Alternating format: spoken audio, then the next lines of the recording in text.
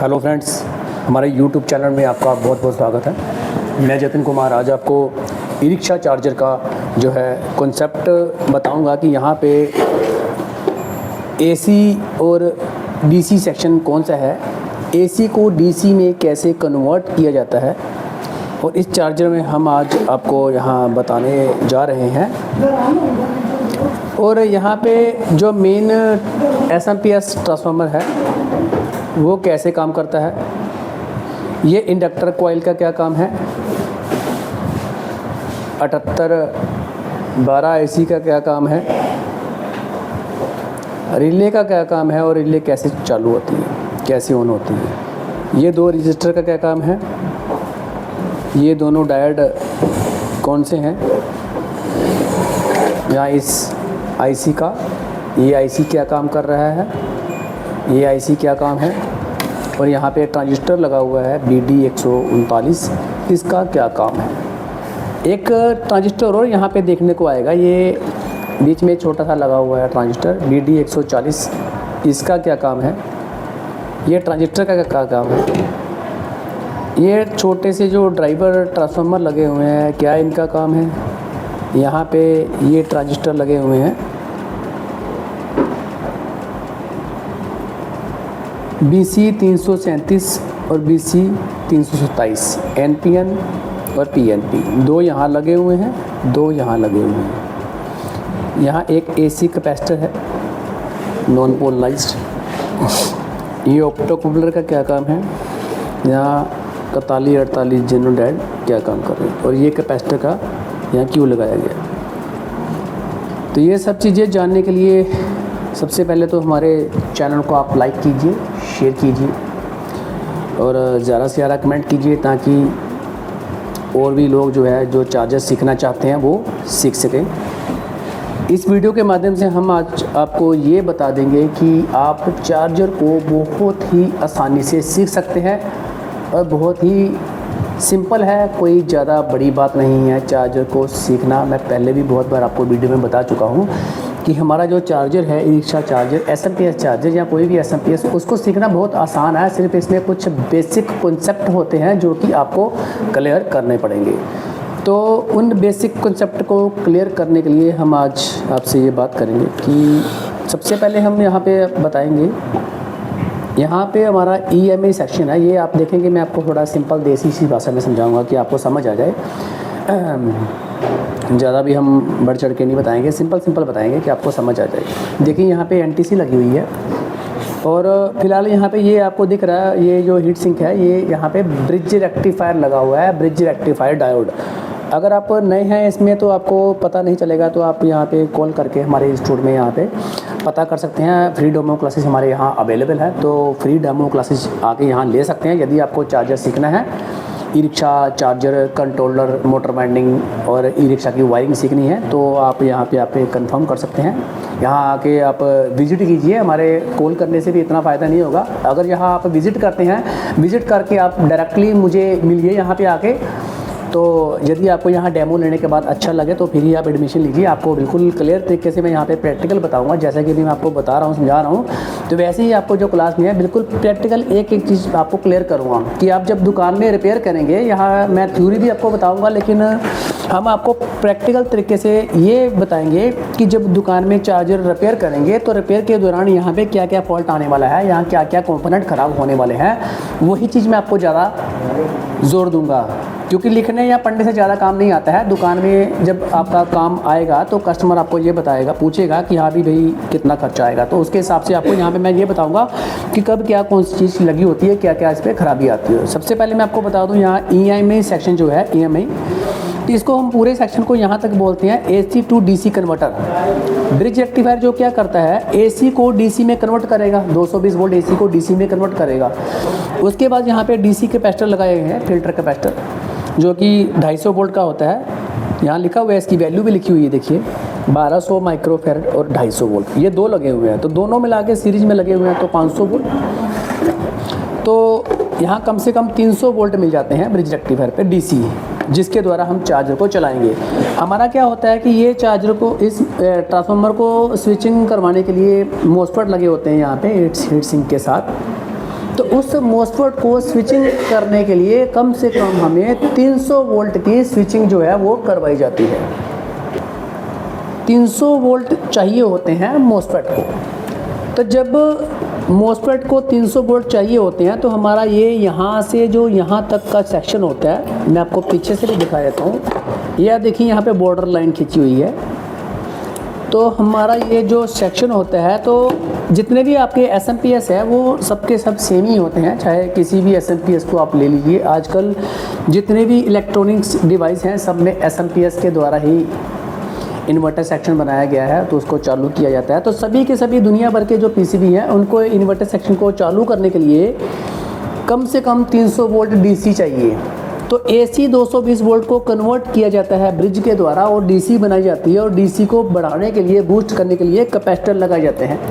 यदि ये कैपेसिटर ना लगाए जाएँ तो हमारा जो ब्रिज रेक्टिफायर है गर्म होकर जल्दी उड़ जाएगा और फट जाएगा, क्योंकि हमें यहाँ पे चाहिए 300 वोल्ट। 300 वोल्ट बनाने के लिए ये फिल्टर कैपेसिटर लगाने ही पड़ेंगे, इसके बिना 300 वोल्ट नहीं बनेगा।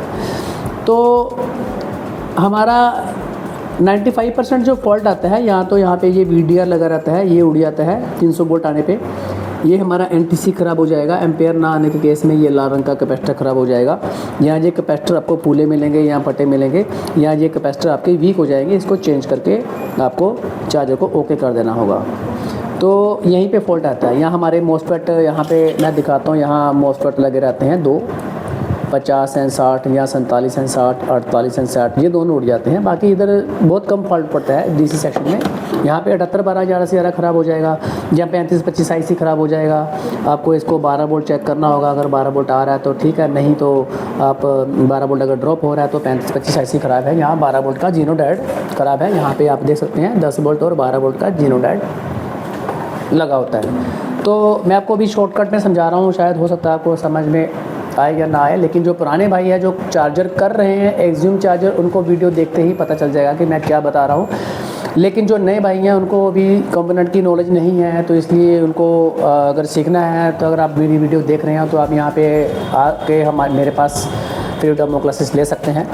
तो बहुत ही आसान, देखिए यहाँ पे ये ट्रांजिस्टर है। अगर ये ट्रांजिस्टर कोई एक शॉर्ट हो जाए तो भी हमारा चार्जर नहीं चलेगा, क्योंकि यहाँ पे 12 वोल्ट ड्रॉप हो जाएंगे।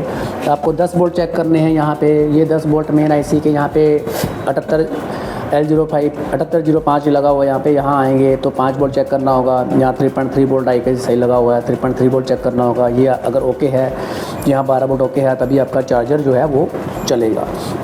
ये बैटरी जोड़ने पर आते हैं। यदि आपके रिले ना चले तो हमारा ये वाला ट्रांजिस्टर ख़राब होगा। तो हम क्या करेंगे, रिले के ये ट्रांजिस्टर को चेक करेंगे, यहाँ चेंज करेंगे। यहाँ ये ट्रांजिस्टर पीछे लगा, ये ख़राब हो सकता है। तो हम इसको कंपोनेंट को यदि आपको चेक करना आता है तो सबसे पहले ये जो आप देख रहे हो कंपोनेंट, इनको यदि आपको पूरी तरह चेक करना आता है, पूरी तरह पक्का क्लैरिफिकेशन है कि हमारा जो है वो कंपोनेंट बेसिक क्लियर है, तो तभी आप पूरे चार्जर को आसानी से रिपेयर कर सकते हैं। ये 100% फाइनल जो बात है कि आपको कंपोनेंट बेसिक कवर होने ही चाहिए। कभी आपने ये नहीं सोचना कि हम डायरेक्टली चार्जर को हाथ डालें या तुक्के से चार्जर कर लें, या जैसे मैंने बताया आपको समझ के बस थोड़ा मोटा मोटा फॉल्ट है जो वो कर लें, ऐसा नहीं सोचना है। पूरा का पूरा एकदम चार्जर को एक एक चीज़ को आपने क्लियर करना है, आइडेंटिफाई करना है, और ये जितने भी कंपोनेंट हैं इनके बारे में जानना है। ये क्यों, कब और कैसे काम करते हैं, और ये क्यों लगाए गए हैं, ये ऑप्टोकपलर क्यों लग गए। इसको मेन सेंस सर्किट है जो कि मेन को सेंस करेगा, और यहाँ बैटरी वोल्टेज सेंस भी दिया होता है इस IC के पिन नंबर 2 पर 2.5 वोल्ट के लिए। तो ये सब चीज़ें आपको जाननी होगी। जैसे कि ये लोहे की पत्ती लगी है, ये क्यों लगी हुई है, इसका कारण रीज़न क्या है। इसका रीज़न ये है कि ये बैटरी को फुल चार्ज होने के बाद ऑपरेशनल एम्पलीफायर IC लगा होता है, यहाँ पे इसको बताएगी कि बैटरी फुल चार्ज 100 एम्पेयर की होगी। इसके ऊपर देखिए यह वैल्यू लिखी हुई है 6J, यहाँ स्टार लिख के फिर J0 लिखा हुआ है, ये इसकी वैल्यू होती है। इसके हिसाब से ये 100 एम्पेयर की शंट है। जब आपकी बैटरी फुल चार्ज हो जाती है तो आपका ये शंट जो है इसको सिग्नल देगी ऑपरेशनल एम्पलीफायर को, मिली वोल्ट यहाँ भेजेगी। तो ये 324 IC जो मेन IC को सिग्नल देगा, और मेन IC 35 25 IC जो ये वाला है इसको ऑन या ऑफ करेगा। इस शंट के द्वारा से माध्यम से हमें पता चलता है। तो एक एक चीज़ को आपको यहाँ पे क्लियर करूँगा मैं। यहाँ पे आप देखिए यहाँ पे रजिस्टर लगी हुई है, ये मोटी वाली रजिस्टर क्यों लगी हुई है बीच में कंडेंसर में, ये मोटी मोटी रजिस्टर लगी हुई है क्यों लगी, ये सारा बताऊँगा। और ये रजिस्टर क्यों लगी हुई है, तो जितना भी यहाँ पे कंपोनेंट लगा है एक एक सर्किट को जानने के लिए, यहाँ एक एक फॉल्ट को जानने के लिए, सर्किट जो आपको यहाँ पे आप दिख रहे हैं, ये जो लेयर्स दिख रही हैं आपको, ट्रैक बिछे हुए हैं, तारे बिछे हुए हैं कॉपर की, ये कॉपर की वायर्स ही होती है। आसान काम होता है, इतना टफ नहीं होता। सबसे पहले आपको कंपोनेंट के बारे में जानना पड़ेगा।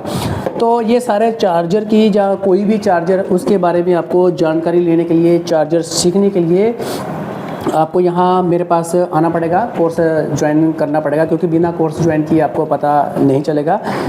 और इसलिए यदि आपको हमारी वीडियो अच्छी लगी हो तो लाइक कीजिए, और आप फ्री डेमो क्लासेस ले सकते हैं। मैं दोबारा बार आपको इसलिए बता रहा हूँ ताकि आपको ये पता लग जाए कि यहाँ पे मैं आपको बिल्कुल प्रैक्टिकल सिखाने वाला हूँ, कोर्स बिल्कुल प्रैक्टिकल क्लासेस लेने वाला हूँ। पहले हम आपको पूरी चार्जर की क्लैरिफिकेशन देंगे। ये बात है कि यदि आप हमारे पास सीखने आते हो तो पहले मैं आपको ये जितने भी चार्जर के कंपोनेंट हैं वो बताऊंगा कि ये कंपोनेंट अलग अलग कैसे काम करता है। जैसे ये इंडक्टर है या ट्रांसफार्मर है या ब्रिज है, ये कैसे काम करेगा। उसके बाद मैं आपको अलग अलग कंपोनेंट की पूरी जानकारी बताऊंगा कि कंपोनेंट अलग अलग सारे कैसे काम करते हैं। 5-7 प्रकार के कंपोनेंट हैं, ज़्यादा नहीं है कोई। तो उसके बाद ये चार्जर में कितने सेक्शन हैं, यानी कि कितने हिस्सों में बटा हुआ है ये चार्जर, उसके अलग अलग सेक्शन की जानकारी दूंगा।